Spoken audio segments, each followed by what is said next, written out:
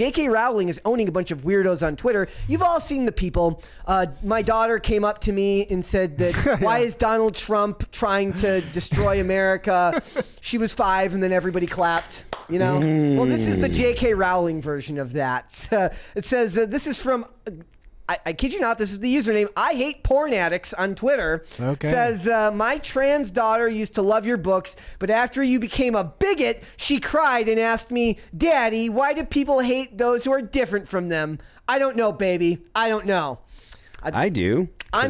They're like you. I'm guessing that this is where that whole I'll take things that never happened for 1,000 Alex comes in. No one buys it. Like no one's buying it. Why are they mean, Daddy? Why is there bad things? Daddy, I was concerned about the socio-political ramifications of a Trump presidency. She's 2, by the way. It's like, what the? God. I'm literally shaking right now. Epical says, J.K. Rowling, I have a 12-year-old trans daughter, and she cries every time she hears one of your she sees one of your transphobic posts. She's a huge Harry Potter fan, but seeing the author of her favorite book series being so bigoted is heartbreaking. Please, JK, make my daughter happy again. Well, I'm calling cap on 12-year-olds having Harry Potter as like their favorite book series. Maybe her, the millennial, with Harry Potter as her favorite book series, but I'm calling cap on the Gen Zs and the Alphas using that as their favorite book. Also, I just want to point out that trans daughter, I don't know, no. I don't believe in trans children. No. I know people have said have a feeling about that, or you can feel a certain way about it. I don't believe that kids, when they're 5, 6, 7, 8, 9, I don't believe that you can actually be trans until you're past puberty. Yep. Like you have to have a concept of what it means to be one of the genders to actually understand that you believe that you are another one. So I don't buy that at all. And I mean, which is what is about to be potentially my hottest take. Yeah. I think there's something particularly pernicious about it because a lot about being a woman is suffering. Like women deal with childbirth, women deal with menstruation and a bunch of things, and women deal often with like the evils of men. And to just call yourself a woman and get all the praise of it without any of the inherent suffering that comes from being a woman is kind of dubious. Yeah. And I'll leave it at that. 12-year-olds reading, is that like a thing? Are they really reading? Like I don't know. In school maybe. But J.K. Rowling shared a bunch of these and then said, my 1-year-old son just looked up from Twitter and said, Mummy, why have you made all of these very real children sad with your heinous yet unevidenced bigotry? Then he ran upstairs and burned all his Harry Potter books. I was so damn ashamed I almost forgot the kid was imaginary. Like you kind of do, like I don't think people realize how unbelievably like strong-willed you have to be able to stay strong to something you believe so strong, like so intently on, and have so many people that are so opinionated push back on you all the time. She's kind of a Chad. She really is. And also, I mean, I think the global consciousness against progressivism is coming to the realization is that why do I care about impressing the absolute scum of earth? Yeah. Why?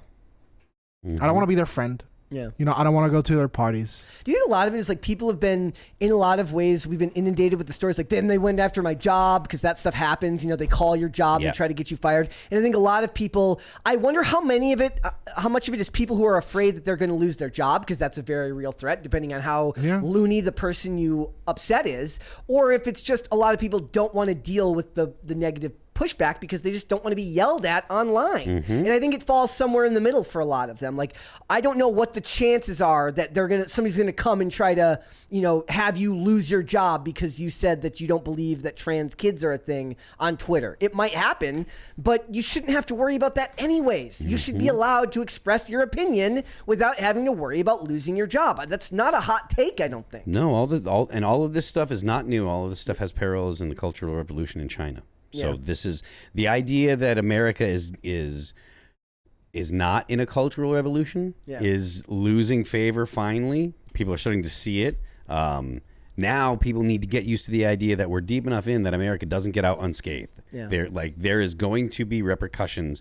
I saw today, and this is a little bit of a different topic, but I saw today that the Germans are having such a problem producing heat that more people died last winter from cold than from COVID. Really? Yeah. So like this is another time where some German comes up with an idea that ends up killing people. Careful! Because it's not my fault they come up with stupid ideas. So that's the kind of stuff that's going to happen with like all the climate change stuff. Like because of the fact that energy is life. You do not have life without energy. So if your government puts a limit on how much energy your country can produce, that is also a limit on how many people's lives can be sustained in that country. Yeah. That means that people will die. Yeah. All there is to it. And that is a typical thing that happens when governments step in and try to change, like try massive projects to like change the way human beings exist. So what was the last big one that like wasn't like a bunch of like refrigerant and coolant outlawed in like the mid 2010s because of like the ozone layer still? Well, there was stuff that had to go on, or there was an issue with the ozone layer in the like 80s, Yeah, that didn't. There was like it healed up. Yeah, I don't know. There's a great line about that in about a documentary about the guy who created refrigerant and like what commercial refrigerants and stuff like that. I don't know how to look. So J.K. Rowling, this was like they point out like this is one of her big offensive tweets. It's dress however you please, call yourself whatever you like, sleep with any consenting adult who'll have you, live your best life in peace and security, but force women out of their jobs for stating that sex is real. Question mark? Hey, there's question mark right there. I stand with Maya. This is not a drill. Look, the funny thing is, the thing that I will always come back to when I look at stories with J.K. Rowling is like, this is proof of the uniform nature of what conformity means to them. She agrees with them on like 99 on everything, everything but one issue.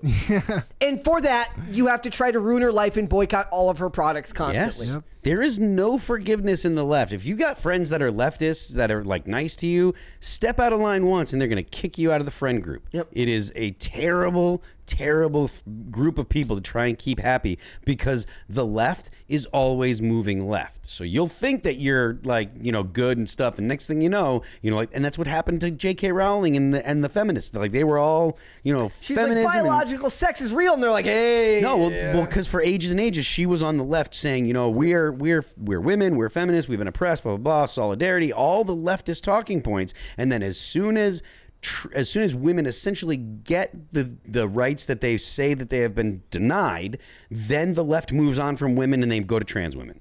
And then all the stuff that the biological women had said that they wanted, like exclusive spaces for women and blah, blah, blah, and all this stuff, then the men dressed up as women come in and they say, all the stuff that you fought for, all the stuff that we said, that was all BS, get out of here, we're in charge now. Yeah. We're the women with penises.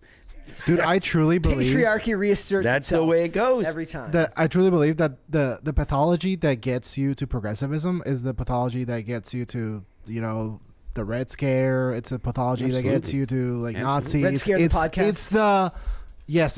The original terrorists came from the French Terror. That was all the left. They were the people that were terrorizing the population to get them to try to agree with the left side of the French Revolution. But it's the fervent zealotry for an ideology, despite any evidence to the contrary. Yes. And I want to point out that there's more examples of this because there's John Cleese is the latest actor who has to defend J.K. Rowling. But this is what happens, right? It's always some dude with an AARP card who has to end up defending her because the young kids, they can't do it for their career. They're worried about what it's going to mean for their career prospects if they speak up, right? So it says on Twitter, John Cleese criticized those who spoke out against J.K. Rowling's controversial comments about the transgender community. Again, I don't find her views to be all that controversial. controversial. They're not. Take with that what you will. If you do not agree with someone on the transgender arguments, this apparently makes me transphobic, he tweeted. So if they do not agree with some of my opinions, does that make them cleasphobic? I love the boomer humor. That's actually silent generation humor. That is some silent generation humor. I like it. Or does that hatred only flow in one direction? That is a very good question, Mr. Cleese. Well, known as the co-founder of Monty Python, I think there's a Monty Python reboot coming soon too, or a continuation. Cleese also portrayed nearly headless Nick in the first 2 Harry Potter movies. Yes, of course, and I completely forgot about that. So his comments, the fact that his very, very vanilla comments are like a reason to make some type of article, just proves to you how much they require you to conform to their views. You're not allowed to speak out. Beyond that, they're shocked by opposition. Yeah. And again, it is the stupidest, mildest, most tepid opposition possible. It's always like, consider this. Yeah. And his was in regards to her tweet it was this tweet. It was from a little bit, I guess, from earlier this week. She says, for voicing my concerns about gender-affirming care for minors, I have been called a transphobic bigot. If that's what speaking out against the medicalization of homosexuality makes me, then so be it, she says. She just, I imagine that she, maybe what it is, maybe she does get nervous, but she, sits on a bag of money when she tweets these things, and she's like, it's all going to be fine. Well, that's the thing. Like Musk said the other night, he was getting criticism for saying something about George Soros, and they default to anti-Semitism anytime you criticize George Soros. And so, what about George Foreman? Can we criticize George Foreman? I mean, I suppose you could, but it's hard to find problems with George Foreman. Oh He's no, there's a very serious essay accusation against him. I don't want to know. I don't want to hear another. Dude, Bernie story. Sanders, didn't he write an essay about females' fantasy about what? Oh yeah, women like to be raped and that kind of stuff. So nothing is ever they if you're on the side, there's no fault to you on any regard. Yeah. Yep.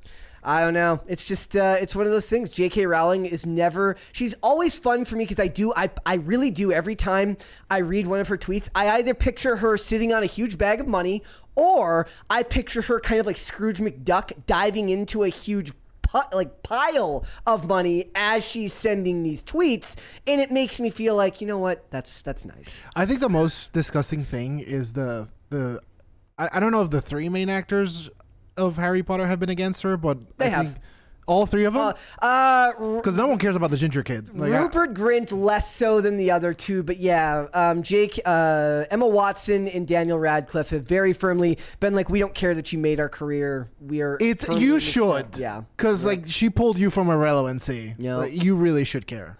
Yeah, the actress who played Luna Lovegood came out and Ivana Lynch came out and said, why isn't she allowed to have her own opinion, which I thought was pretty, for a lack of a better term, based for someone who's in, a younger person who's still in with less success and probably has more of a reason to be quiet because they want to keep working. Mm-hmm. So I actually think that's more worthy of support.